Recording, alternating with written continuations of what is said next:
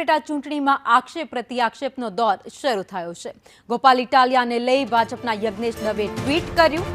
યજ્ઞેશ દવે ઇટાલિયાને જન્મથી માનસિક વિકૃત કહ્યા છે, જેની માનસિકતા સનાતન વિરોધી હોય તે સુધરી ન શકે। ચૂંટણી સમયે તે માત્ર સુધરવાના નાટક કરે છે।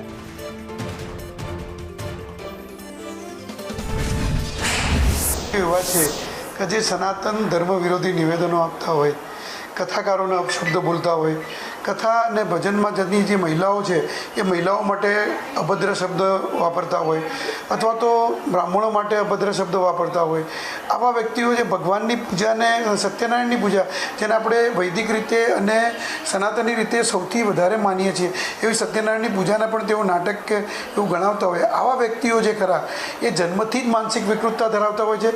ભલે ગુજરાતના ગૃહમંત્રીને જૂતું પણ મારી ચૂકે પણ એમની માનસિક વિકૃતતા ક્યારેય જતી નથી હોતી। ચૂંટણીમાં ઉમેદવાર તરીકે ઊભા રહે એટલે માણસ ધોઈને સીધો થઈ જાય એવું હોતું નથી ક્યારે।